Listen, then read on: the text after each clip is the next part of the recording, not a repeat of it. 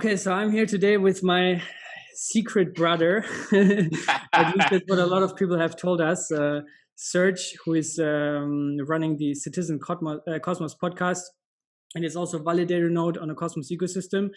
So today is the first episode of, I don't know how many episodes we're going to do in the future, but I think we have a lot of things in common and a lot of also ideologies that we share. Thank you so much for being here, Serge. How's everything going?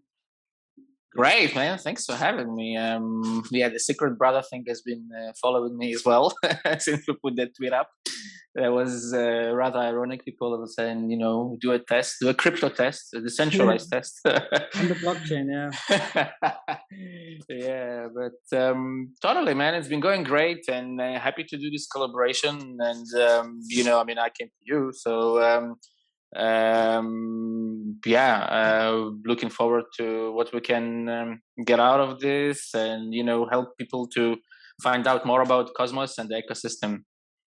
Yeah, and I think for me at least, like the feedback I got over the past couple of weeks, I have obviously a lot of developers on the Cosmos ecosystem from different projects on board, but I think the community is kind of ready to to merge, and I think we're all like, that's the whole ideology, at least from my view, that Cosmos, in the end of the day, all the teams, they're kind of like swimming towards the same direction, right? Bringing IBC to the masses and basically building this internet of blockchains, which enables full connectivity and compatibility.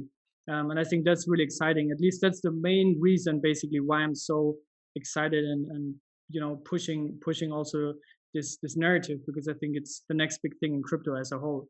But I'm rather new to Cosmos, I would say. I just started my journey like 7 months ago, basically. And you were already in the community since many years. So I think before we start to talk about things like the Gravity Bridge, Cosmos ecosystem, the Cosmos Hub, value accrual for Atom, and those kind of things, maybe you can first start by sharing your crypto journey, and also then how you kind of like fell down the Cosmos rabbit hole and then became a full-time cosmonaut. Sure, man. Well, my crypto journey, I guess, started in 2011, roughly. I was actually in an airport in Israel, in Tel Aviv, and a friend of mine who introduced me to trading in general from Israel, he called me as I was getting on the plane to fly over from Israel. And he was saying, "Man, I've heard this thing. It's called Beethoven." I was like, "What's Beethoven?" And we did call it Beethoven for a while. I think it did. I mean, I'm sure everybody did at that point, but we did for longer than everybody else. We didn't call it Bitcoin. It was like, "What's Bitcoin?" We called it Beethoven. And I listened to him, and usually he came up with really crazy ideas. That usually his ideas lasted for like a week, makes maximum 2 weeks. So I was thinking, okay, there's just another one of his infatuations. Which is going to last for a week. And then he was like, "Where are you going?" I was like, "Well, I'm going to Russia." And he's like, "Oh, you can mine in Russia. There's really good electricity." I was like, what would you care about electricity? So, and he started telling me all these things about crypto, about Bitcoin, and well, not crypto, Bitcoin, obviously, and didn't interest me at all. It sounded like it's like crazy person's talk. And at one point, I think sometime later, he did convince me to. He said, "Well, look, we can make money from this." And I don't remember what year it was. I think it was a year later. We mined some litecoin. And I think we actually even got some money out of it. We did. We were selling it all. We were really happy that somebody was actually buying that shit. I think it was a year later. Yeah, I think 2012. And then in 2013, when we made some money, in the winter, I kind of realized that, okay, maybe I should really start paying attention to what I'm like playing around with.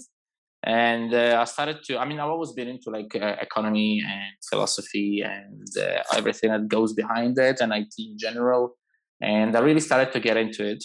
And the end of 2013, 2014, we did lose all our money, obviously.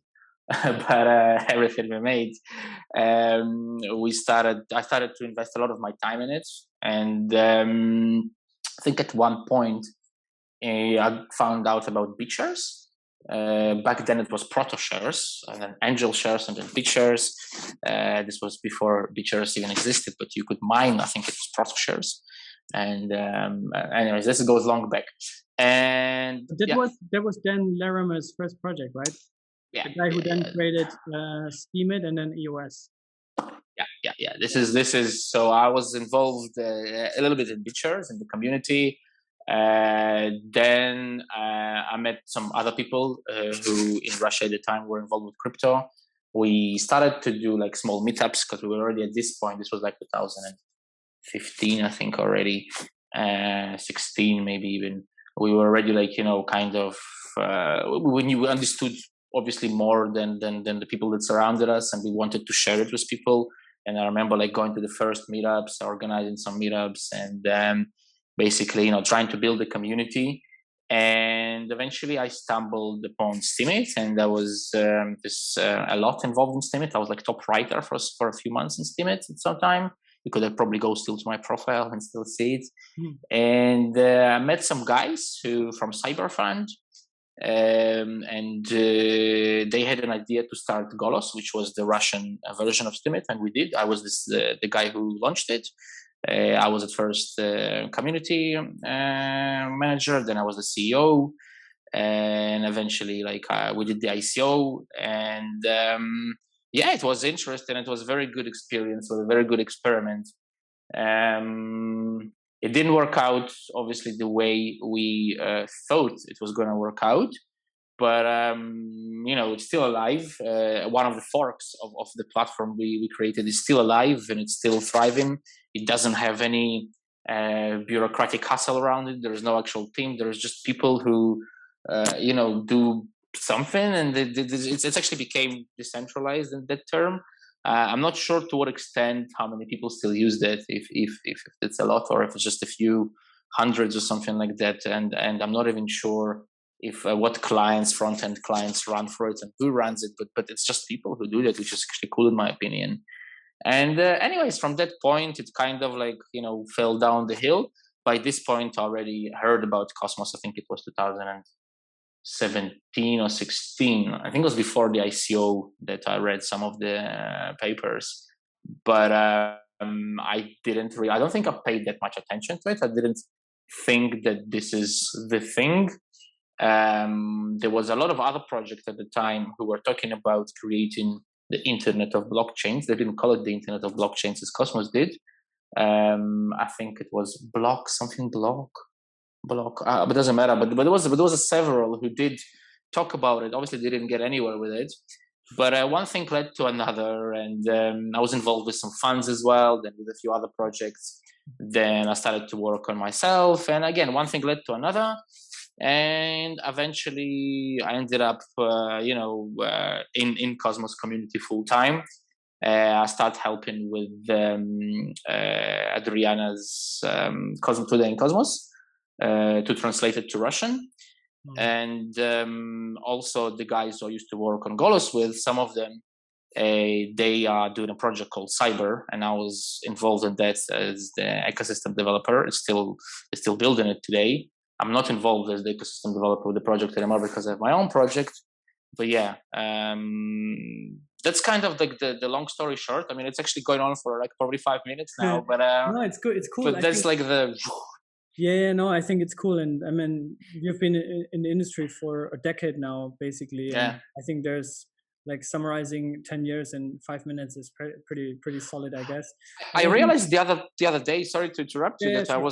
I'm in this professionally for 5 years, and I was like, wow, that's like an actual like thing to celebrate, you know. I mean, there's people that are in crypto since, you know, even myself. I'm in crypto since early 2017, right? So I kind of like saw the first kind of like big mainstream bubble boiling up. And back then, obviously, I was a complete pleb and newbie, right? But now, if I tell people that I'm in crypto since 4.5 years, they're like, wow, you're an OG. I'm like, actually not. I'm pretty new to the whole space. But I think one thing that is important to probably point out from what you explained in your journey is that a lot of these crypto projects that we see today, even, they're all kind of like share a similar background, and they also have different life cycles, right? So for example, Dan Larimer is a great example because he has been working on so many projects. Some of them have failed, right? Like most of them. I don't think all of them have failed. Still running. It is running, but it's the economy is dead. The economics is dead. There's nothing there. And I think it's not even a bad thing. I think it's just, it's so early stage. It's very experimental, the whole technology side of things, right? And we see hacks left and right all the time, but also the economic game theories and incentives behind it, right? Because it's not only about building great tech, it's also about narratives. It's also about user acquisition, right? It's about network effects. It's about all these things. And some projects just fall, under the table along the way because they don't have traction and they lose momentum, right? They die out in bear markets. So I think it's very important to also see, that this space, even though as much as we love it, it's still very early. It's still very experimental. And also everything that Cosmos does, right? IBC just exists since like 6 months, right? It's just shipped in March. This is very, very early. It's amazing. But I think Cosmos is one of the projects that has already gained a lot of traction over the years. And it's kind of like all slowly coming together now. But before we talk specifically about just Cosmos, because over the years, I guess, crypto has changed a lot, right? And I remember when I got in the space, the main narrative around Bitcoin was still Bitcoin as a currency, right? And now it's only Bitcoin as a store of value. So how has your personal perception of crypto evolved over the 10 years from basically back then only Bitcoin to now 11,532 coins on CoinGecko? That's a good one. I like that. 11. I'm sure you memorized that. Maybe it's the exact number. I'm going to look that up. That's pretty good. That's pretty good. Look it up, man. Yeah, we have to know how many it is. Well, it's a good question because, like I said at the beginning, for me, it wasn't even. It was nothing. I didn't understand what. It's not that I didn't want to understand. It wasn't interesting. And then when I did understand what's going on, then I need to understand what it stands for and what it can stand for. There are values, that there is computing, there's a lot of other things that governance and so on and so forth that go and fall behind it. Then you kind of start to research more and then you go deeper. And then the other day somebody asked me, like, how long do you spend a day on crypto? And I just gave an answer from the top of my head. I said an hour. And my partner, she stood next to me and she started to laugh. And I was like, well, why are you laughing? She said, because you spend 25 hours a day. You just don't realize how much you're into that. And it became like part of the life for me. And the reason I'm saying that is because the more it became part of life for me, the more I realized that there are some things and some cryptos that definitely some cryptos, I don't know if we can even use that word, but some projects out there that they are pretending to be in what they're not really are. And to me, it became really easy to differentiate at one point between a project like that and a project that really is trying to, to do something. But I think Bitcoin is a great example because, I've been calculating my portfolio in Ether for the past 3 years or something like that. I don't see Bitcoin as anything interesting apart from maybe an expensive and a secure database for international agreements. And maybe that will be a perfect thing to store international agreements or in agreements between big corporations. So everybody can go and look and make sure that, okay, if Spain and Portugal made a new treaty, that this is written in the Bitcoin. But I don't see it anything else. I don't understand, all this one God thing and one religion thing, in my opinion, is the most awful and the most narrative that we could have got. And you also don't see Bitcoin as a store of value? I don't see Bitcoin as anything apart from storing international agreements in the database. It's a very good, expensive, secure database. Great, but I don't see how it can be used for anything else. The main reason I think that Bitcoin has failed, I'm not just saying that for the sake of saying that, is, or where rather it failed, in my opinion, distribution. The point of Bitcoin was to transfer money from the philosophical point from, those generations of wealth that have been stealing money to a different type of group of people to distribute that money, who have some ideas behind them. But the reality is that the people who own Bitcoin, most of them don't have any values. The distribution is rubbish. And I really don't understand if it failed at its main mission. Then I really don't understand what's the other. Why is it still so many people still are obsessed with it? And I think it's not modern marketing, in my opinion. Very interesting take. I mean, I have a bit of a softer take on Bitcoin. I still love Bitcoin for what it has done. You know, basically founding decentralized or distributed ledger technology in the first place. Also from an accounting perspective, right? That you're going from double entry accounting to triple entry accounting, where we have an immutable ledger that cannot be changed or tampered. I think that is the real innovation here. And I think, yes, it's a dinosaur chain and coin, and it failed at its mission, at its core mission, like we said, you know, being peer-to-peer cash. It literally says that in the headline of the white paper, peer-to-peer digital cash, and it failed miserably at that. And I find it also a bit kind of like hypocritical in the Bitcoin community these days, because they're pretty much promoting all these centralized platforms, BlockFi, and you know, exchanges and Liquid. You know, this sidechain that Blockstream is building.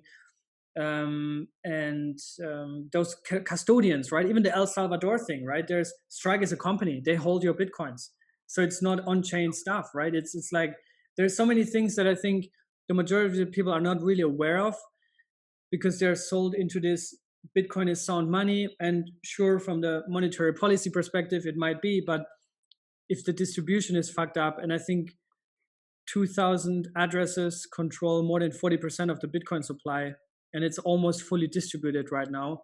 And I think the last 2.5 million Bitcoins or 3 million Bitcoins that are being mined, they go mostly to large mining farms, right? So I think, I don't know, I have a bit of a softer view than you. I wouldn't say it has failed yet, but I think it could. I can see Bitcoin evolving as this ultimate kind of like digital gold replacement, store of value kind of thing, simply because many people believe it, right?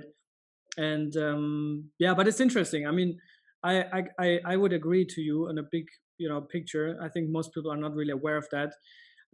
But yeah, so that's interesting. So you then, so you're more, since you say you denominate your portfolio in ETH, I guess you're more excited about ETH. So can you talk a little bit more about your views on Ethereum, and then also your views then on Cosmos and maybe other interoperability protocols or Internet of Blockchain protocols?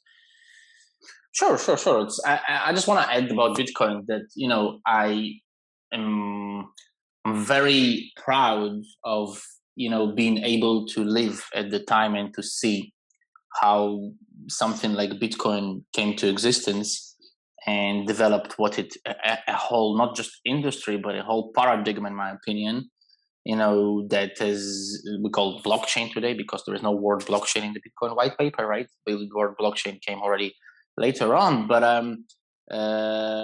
still, okay, this whole huge industry paradigm, philosophy, whatever we want to call it, was developed by that. And I still think that Bitcoin, like you said, might become digital gold. Yeah, might do, might not, you know.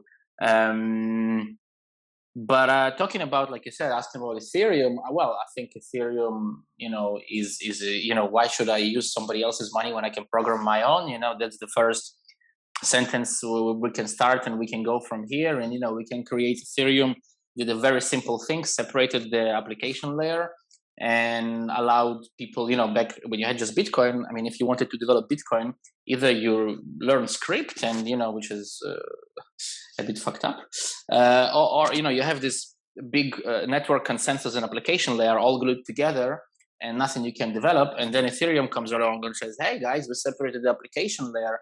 And I don't know if you ever heard about this story, but Ethereum had a very nice market fit, product market fit as well, because back in 2014, 13, 14, I think it was 14, we had this like the Bitcoin Talk forum back when it was really, really big, and you had the altcoin page, and then on the altcoin page, like you could just technically refresh it every couple of seconds, and a new page with new coins would appear, and they were all just forks where you would send some Bitcoin to somebody's address who you don't know who it is, and hope that these people will send you some tokens.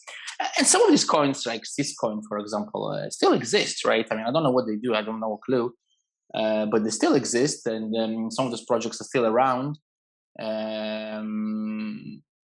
so it's quite interesting. But Ethereum, just for that by itself, just for creating the separating the application layer, I think is basically did a revolution. And from there, and we can see now, right, what's happening with Ethereum. I mean, we can see, let's put the cons aside for a second, because there are a lot of them.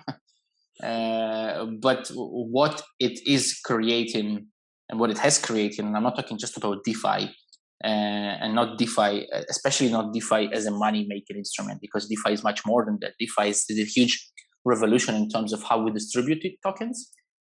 And all the things with fair launches. Okay, maybe not that fair, but at least the expression itself, fair launch, right? Just a reference to that thing.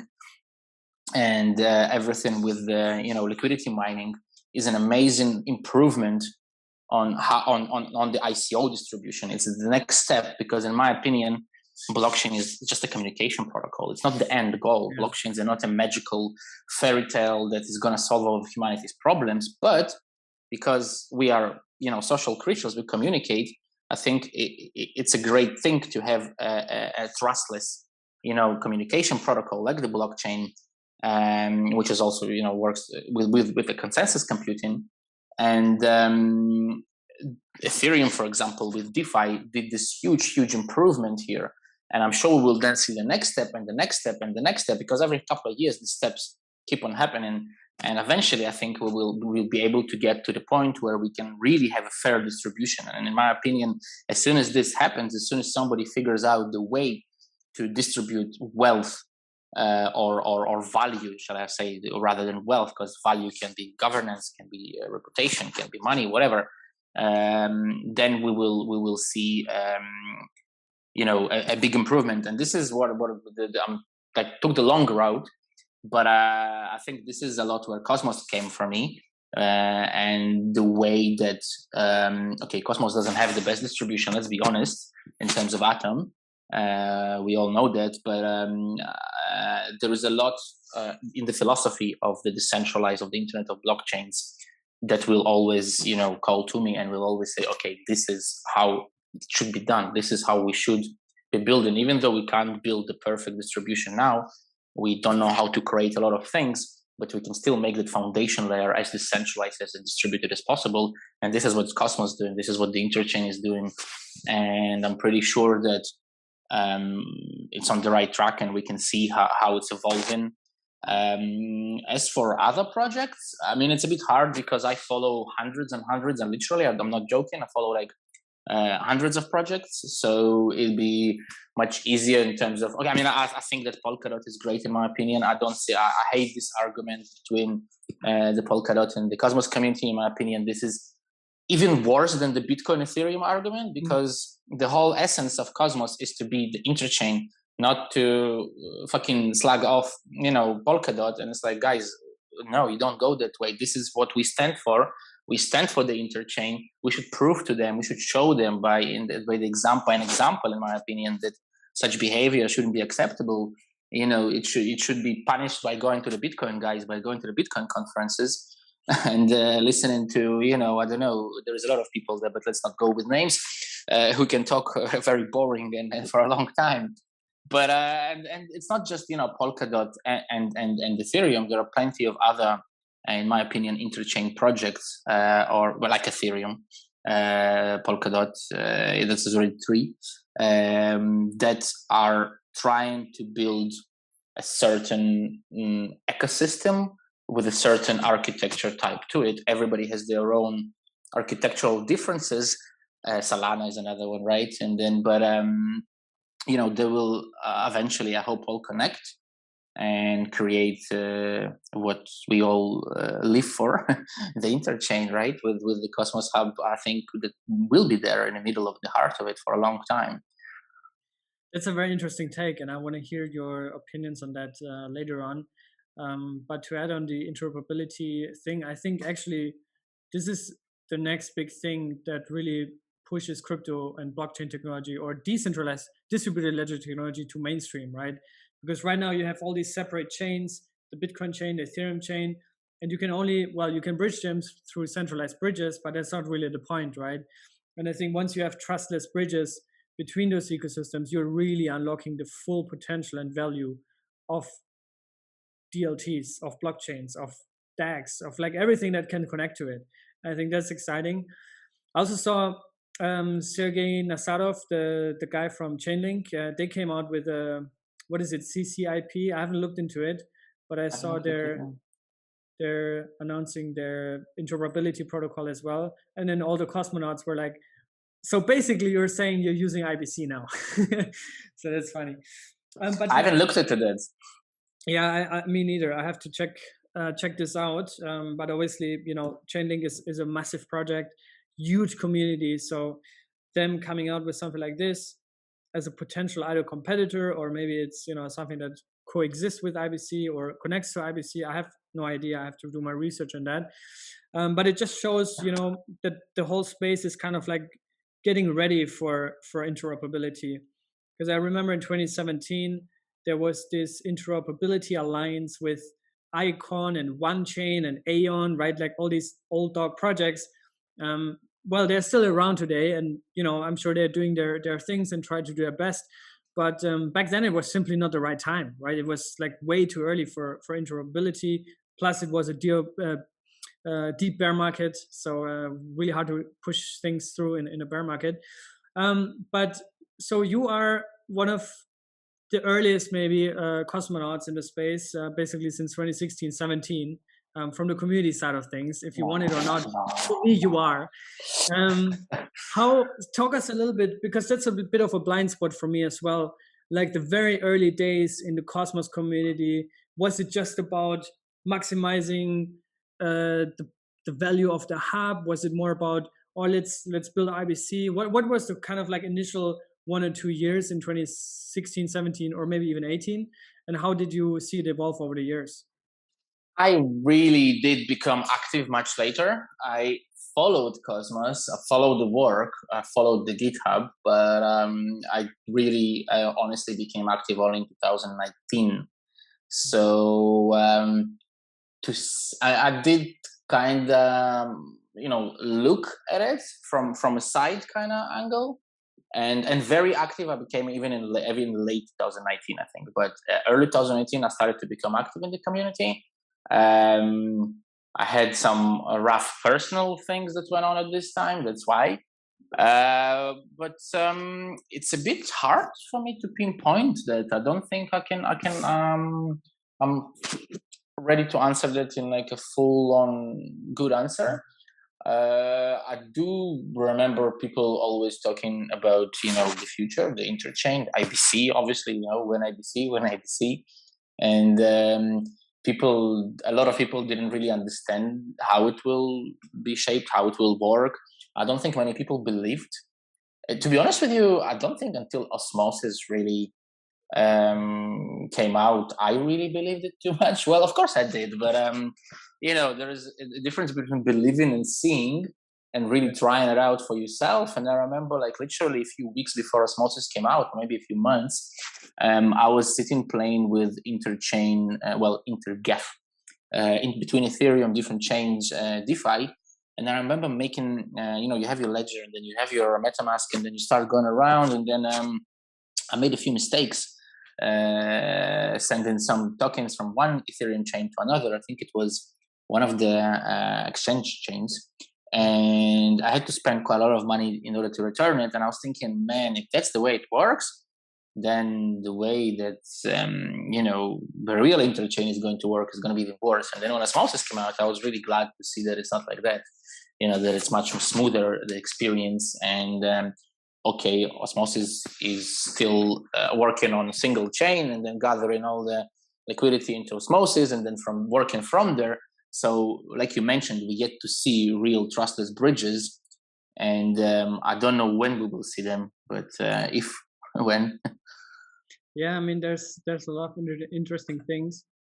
I think the point where I wanted to find out is what was kind of like the main narrative a couple of years ago, right? And back then it was when IBC, and now it's, you know, when is Atom finally going to the moon? So I think we are already in a very good spot here because the main product has already shipped with IBC, right? Sure, there's some small things we need to refine, also the IBC relayers and how to incentivize them.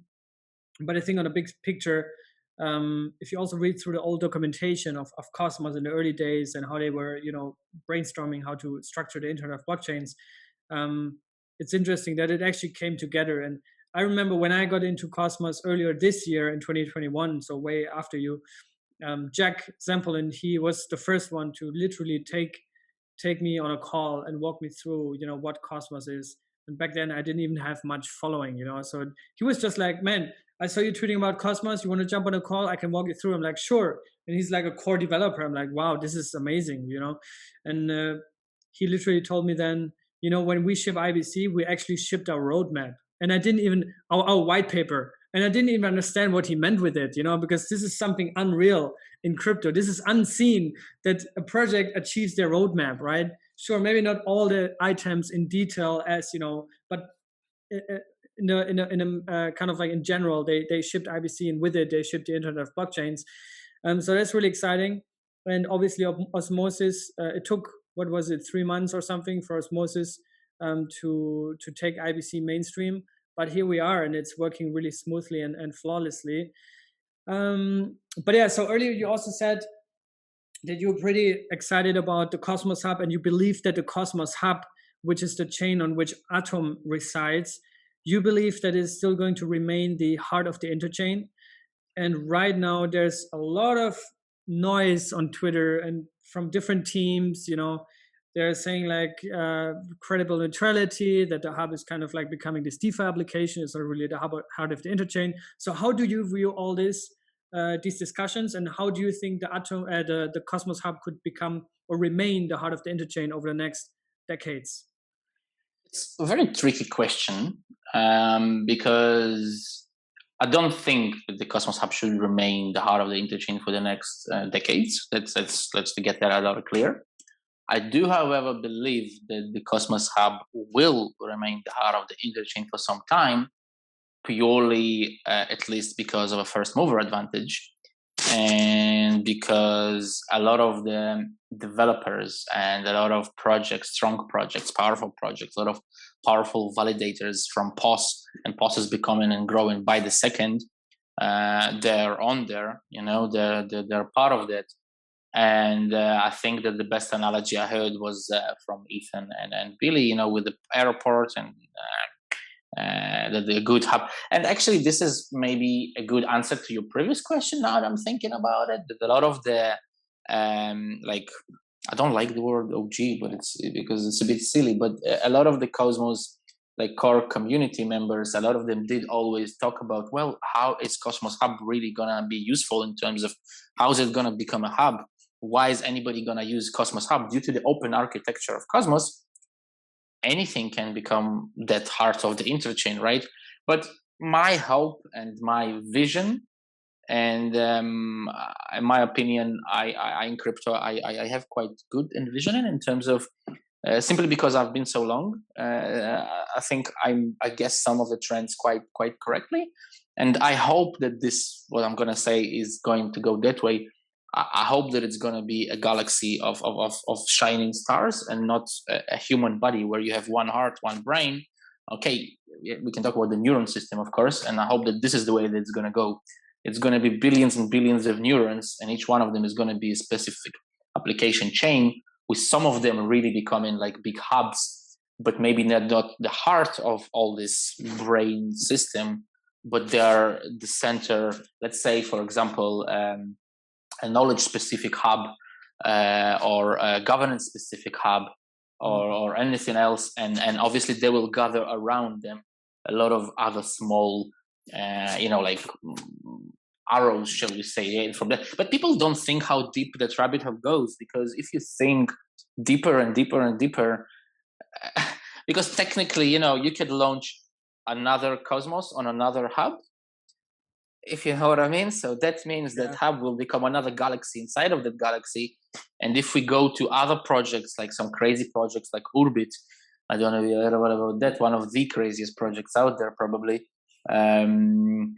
if not the, that you could carry on this analogy, like with Ethermint, for example, launching. Mm. And that's a bit crazy, like to think about that there's going to be an EVM on Tendermint chain, but technically on an EVM you could launch a lot of other things. So you could technically launch another Cosmos. Okay, well, theoretically, on top of, I don't know, like you could go so deep. And the question is how far can the human brain, our brain can understand how many layers. And if you look at psychology or Dunbar's number in terms of, you know, P2P trading or whatever, there is so many layers that our bodies, our brains can go. I think at one stage, and it's great, the machines are obviously going to take over at one point, but it's obvious, right? I mean, they can do anything better than we can. The question is who controls the matrix, right? Not if the matrix is the problem. So, and this is why I hope that it's not going to be a heart where somebody, one person that controls and pulls the thing, that it's really going to be a big open space where a lot of things, you know, gather and talk in between each other and really communicate. And this is what's the most important. Communication here is the key word, I think.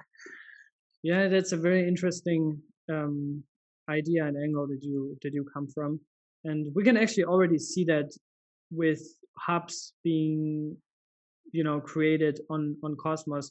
For example, Iris, right? Iris is a hub in itself, kind of.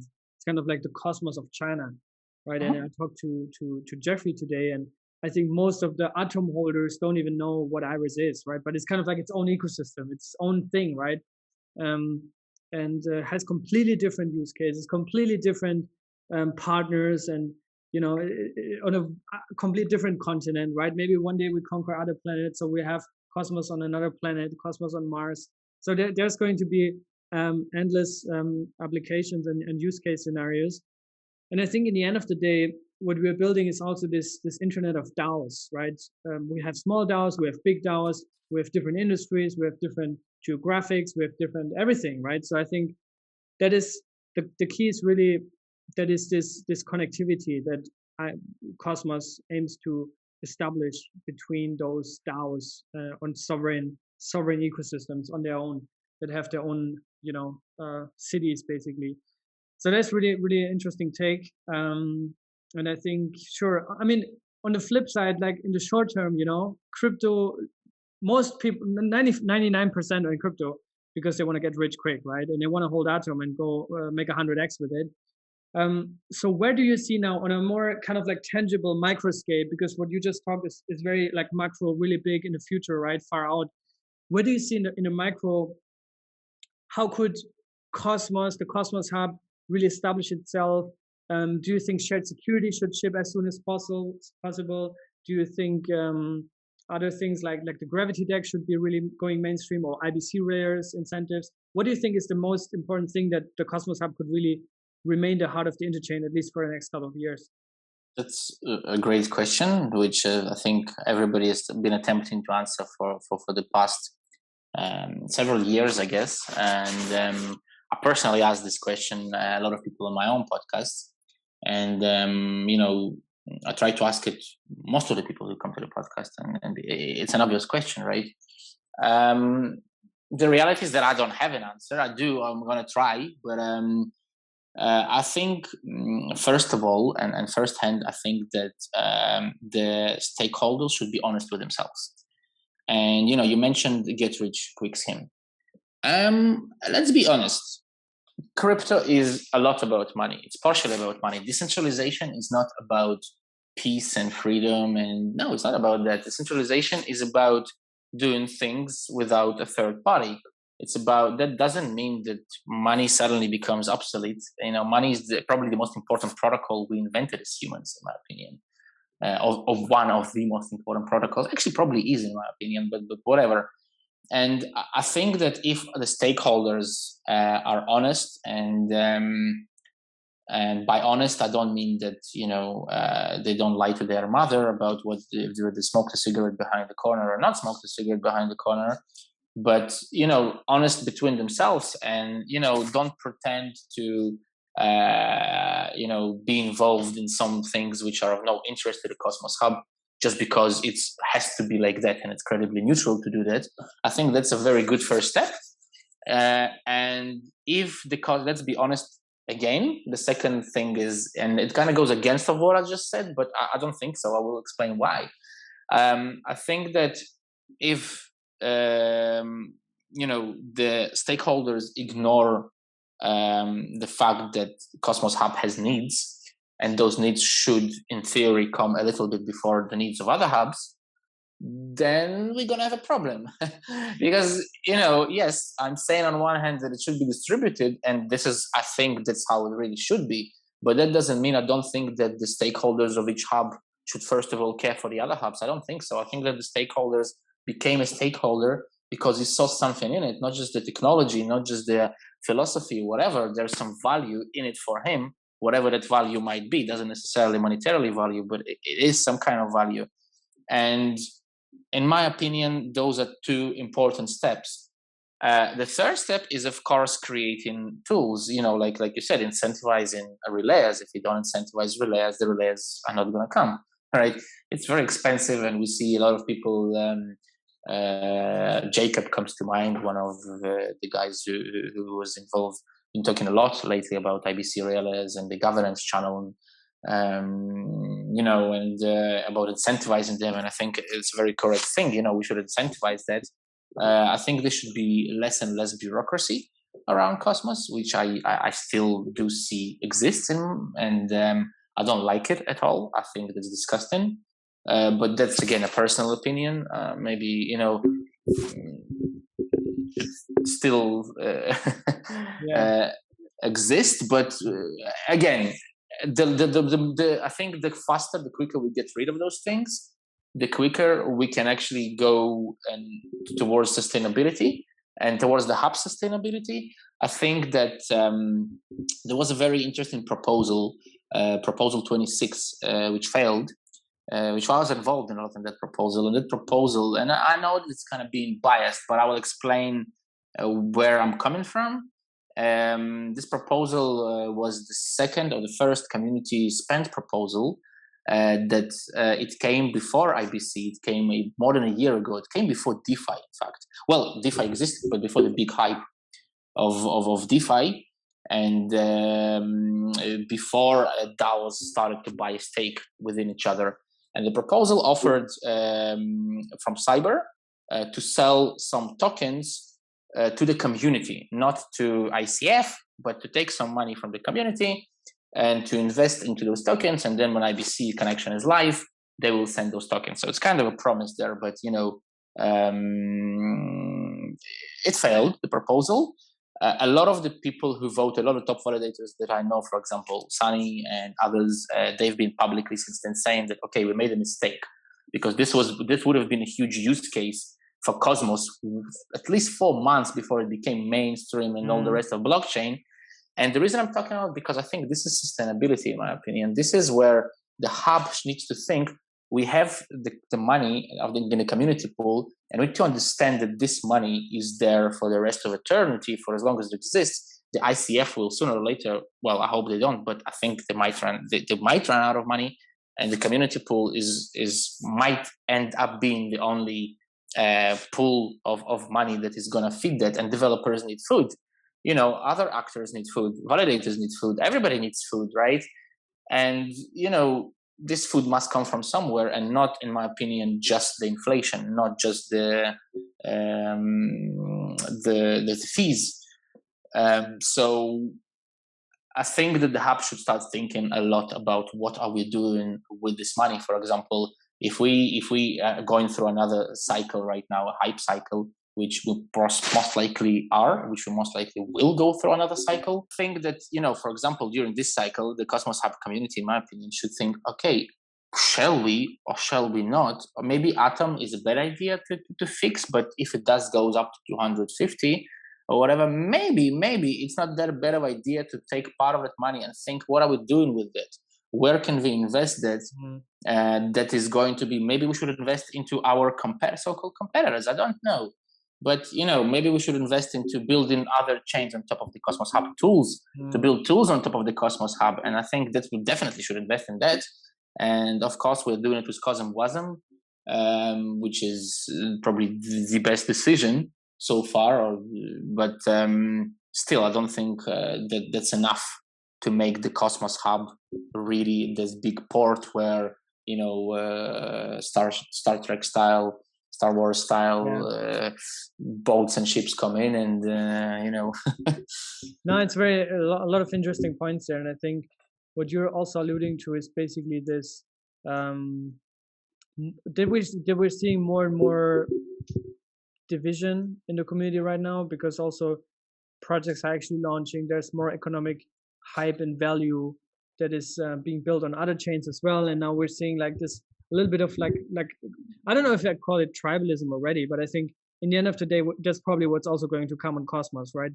Because sure, you can have this ideology, but not everyone is really fully behind this, right? You can say one thing and most likely do the other thing. And I think we're going to see that as well a lot with Cosmos projects in the future. It's already kind of starting, but I think that's maybe also an inevitable side effect of the whole concept. That this is just part of the journey, so to speak. But yeah, I definitely agree. Like that's also something probably that helped projects like Cardano. I think they have a huge kind of like community-led platform with Project Catalyst, where they're like kind of like inviting the community, and it's kind of like very cohesive. I've played around with it sometimes, and it's very interesting the way it's kind of structured and the game theory behind. But yeah, Cardano is a perfect example of a religion where they have their own cult and they have their own god, and it does look like that from the side. I'm not, and there's a lot of technology underneath it. There's a lot of research R&D that's being done underneath, and but so far there isn't much to show, and I hope that it changes, because I still think that it's a great project. I still think that it has a lot to, in theory, it has a lot to offer. And not in just theory, right? I mean, I've been involved in Cardano a little bit, and I know a lot of the things that are being done there, right, as we speak.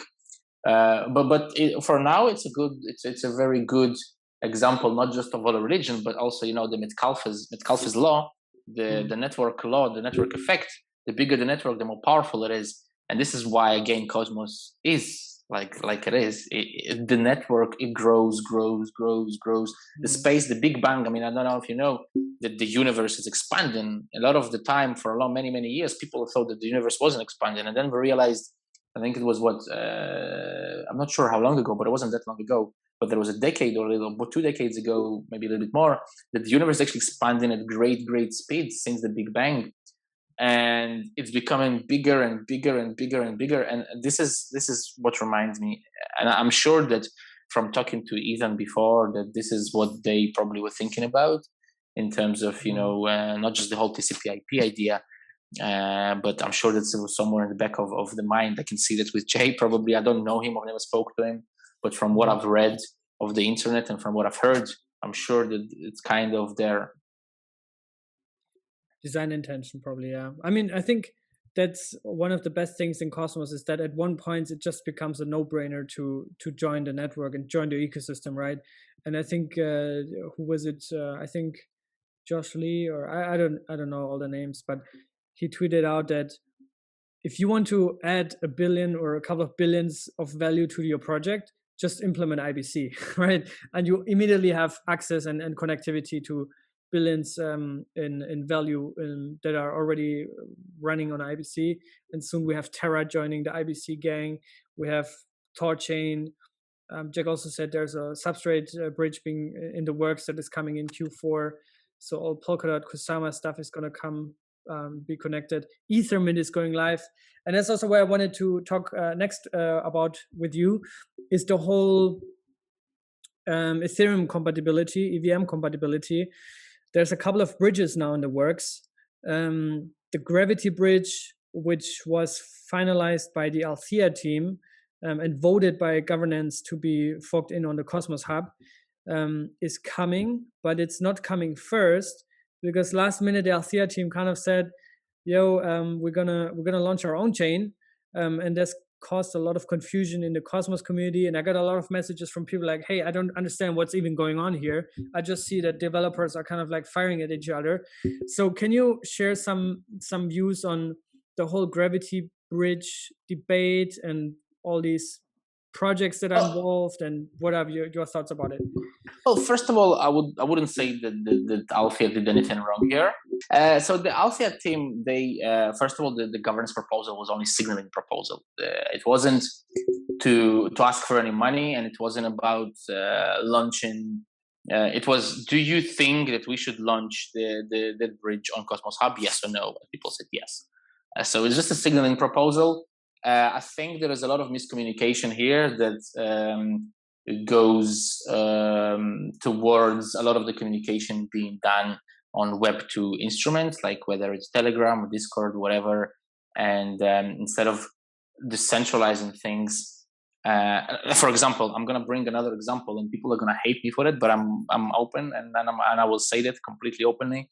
We had before, I think it was before or after New Year's, I think it was before, when we had the big marketing proposal. And in my opinion, it's a good thing, but the way it was done was absolutely terrible, stupidly terrible. I mean, you take on-chain governance and you create a committee out of 5 people.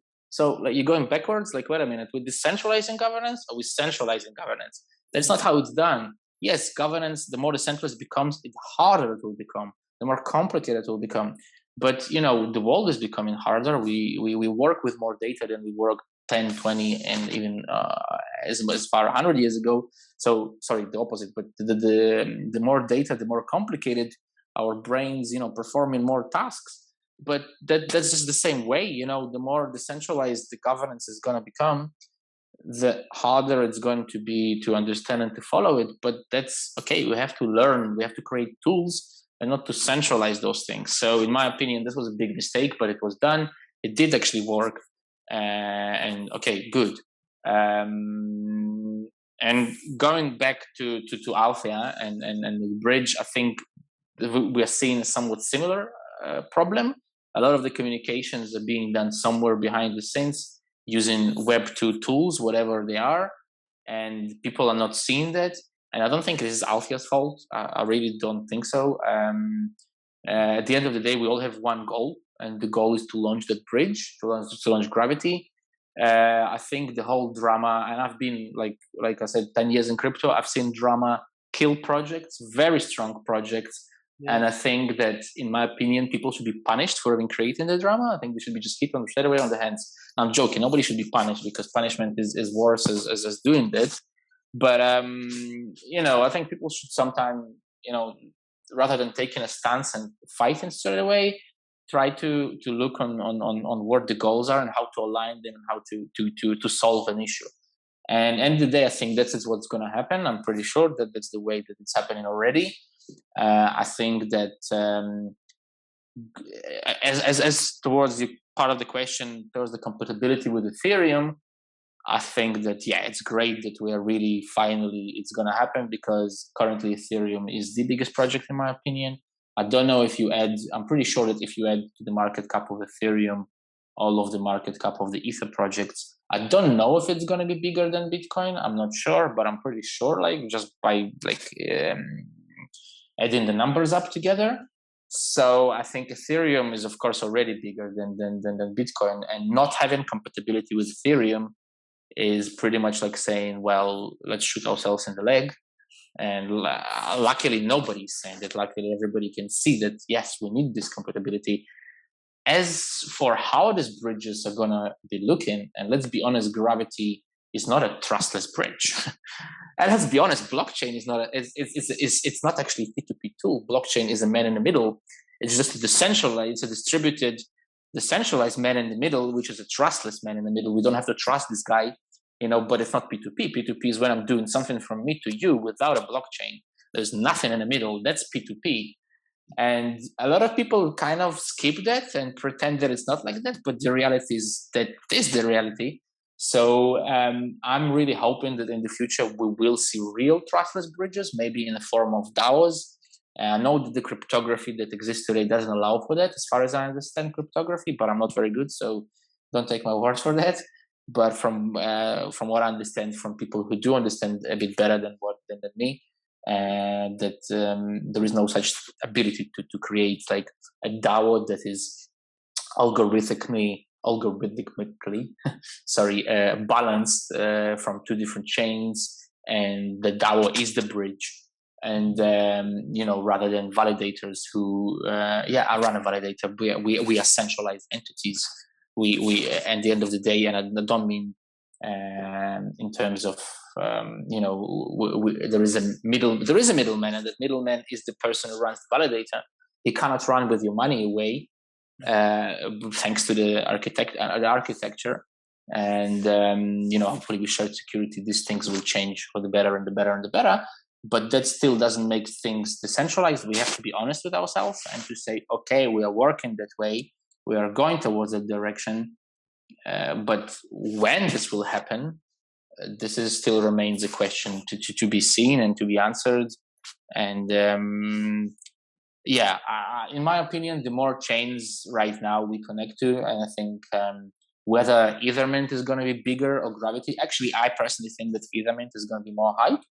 And I follow Ethermint a lot. I would love to go and become a validator on Ethermint, like Citizen Cosmos to become a validator on Ethermint. But I think that it's quite obvious for a lot of reasons, in my opinion. And the guys who created it are a very powerful team as well. The Gravity Dex, on the other hand, is more like true bridge in the way that how it's more decentralized, in my opinion. It remains to be seen what's going to be more popular. But again, I wouldn't like one bridge to be like for a long time or more popular than the other. I would love for it to be, hundreds of different bridges, relayers, bridges, relaying. And I think it's great that we're going to get lost in that. I think that it's amazing that people are not going to be able to follow, where is that connection? How did that, which chain? It's cool. There is software for that to do this work for us. And already with Map of Zones, right? They did a great job during the hackathon that we did. They did a great job before, but I'm saying what they did during the hackathon was to actually like show how they were thinking of that problem way ahead of the time. And there is so much. It goes so deep that it's hard to concentrate when I'm even talking on one thing, because like my brain keeps on jumping to the next point. I just think that the more bridges we have, the better. No, I think, and also there's some comments I think Jay made. I don't know if that's recent comments or from already a couple of years ago, but he basically said that Gravity Bridge is just the first kind of like bridging model we have. Trust minimized, maybe not fully trustless, but at least trust minimized. And I think that's also how the entire crypto space is, as you just described, right? It's maximum trust minimized, because you still have miners in between, you still have validators in between, and proof of stake chains. But anyways, I think he also said that over the long run, the Gravity Bridge is going to get fully replaced by something, that is really trustless, and maybe even a network of DAOs. I also love how Gregory Landua from Region Network talks about DAOs and emphasizes that basically exactly what you're saying, that eventually we're going to have a network of DAOs, a network of DAO bridges, and it's kind of like all going to be seamlessly connected to each other. And, it's going to be very exciting. But yeah, I think, I don't know, I actually wanted to talk with you a bit more about also the ecosystem, but maybe we can keep that for another episode, because we're already over an hour, I think. So before I let you go, maybe can you just share a couple of things? We obviously see you're very passionate about Cosmos, about decentralization as a whole. Maybe to wrap things up, can you share a little bit of the things that you're currently really working on? I think you're also super busy, even though you probably don't have to, deal with all this. And I know sometimes in crypto, I ask myself also, man, like, can I just chill? Everybody's talking so much noise and buzz around you. But maybe just share some things that you're currently doing, and also that you're envisioning. You just launched the second season of Citizens Cosmos podcast, and you're also running your validator. So what are some things that you're busy with right now? Great question, and I think it's good that you save the ecosystem for our next conversation, because definitely a lot to talk about that. Well, I like to think of Citizen Cosmos, or myself personally as well, as an ecosystem developer. And I mean, straight away people, what the hell is an ecosystem? What the hell is an ecosystem developer does? And I think that what I want to create with Citizen Cosmos, and there is another founder apart from me. But okay, but I'm more in the light kind of thing, and I guess people see me more rather than my co-host. But there's also her opinions, of course. But I'm going to talk from my own opinion here. And I think that my idea is to try to my idea here is to try to show people that Web3 is not some kind of a magical thing that you can't touch, can't feel, and do. But the way we want to do it is not just with the help of our podcast and to help people to connect to the people who build Web3 and why they do it, why they're motivated to build it, because I think that helps people a lot. There is somebody who actually told me the other week, that the reason we listen to your podcast is we pick all the episodes with the validators, and because we want to know who to validate to. And you collected a lot of validators, and you really spoke to them about their lives and you don't have that information anywhere. There's no such like book, and I think that that's kind of the thing that what we're trying to do. We want to create value for ecosystems like we do for Cosmos by having this podcast, or like we do for cyber by the same pretty much thing, and by validating them. And with this we have a lot of ideas. Like you said yourself, we just launched the second season. We want to go and now try to validate Ethermint. There is ideas of other citizens, something else. I don't want to talk about it, it's way too early. But I am kind of gathering things for that, and my essential idea in the long term is to really create some sort of a DAO, some sort of a on-chain part to the podcast where it can live maybe in virtual, in a lot in virtual reality, a lot in the blockchain, a lot in chain. There's a lot of crazy things that will probably take years and years to realize. To come to realization, but I'm hoping that just for now, for the small things, we are currently trying to completely redo our website, to redo how we kind of interact. We're trying to hire some people. We're currently looking for a project manager, and for a community manager as well. So we're trying to grow, because we're realizing that, okay, we might be passionate about our idea, but we have also our lives, and we really want somebody to come in and start helping us with that. And this is what we're doing right as we speak, really. Kind of, so if anybody is looking out, feel free to reach out, and be happy to talk about it, because we really want to not just do this, but to share this. And we think that the more people with different values come to join our team, then there is more that we can build from that. And it's hard to build something it's hard to add value to the ecosystem, because it's very personalized value, right? So I might be thinking that I'm doing that, but the reality is somebody else might say, hey, what you're doing is a shit job, so what the fuck do I care? But I hope that there are people that share the vision, what we do, that does bring some value, whether it's big or small. So that's the short version. Yeah, that's awesome. And I'm going to also definitely link all your channels, your website, and everything under this video, so people can get in touch with you, get connected. Very approachable. Also follow you on Twitter. As you also releasing more episodes with other citizens in Cosmos. So thank you so much. I think that's definitely not the last time that you're here. Probably that's just the beginning. And I think Cosmos is actually also right now ready for this. Ready that also people in the community kind of grow their audiences and grow their networks, and we kind of all come together and we share our views and perceptions of the whole project and everything that's touching upon it, right? There's so many things in Cosmos that I have still not even started to cover, because I didn't get there yet, right? It's just so much, it's crazy. But we have enough time over the next I don't know, years, decades, who knows how long. So really, really cool to meet you and to do this with you. I'm looking forward to more episodes in the future. And yeah, everybody who is listening, who thinks this is cool, man, reach out to Serge, follow him on Twitter, and yeah, get in touch. Thank you. Thanks, man. Take care.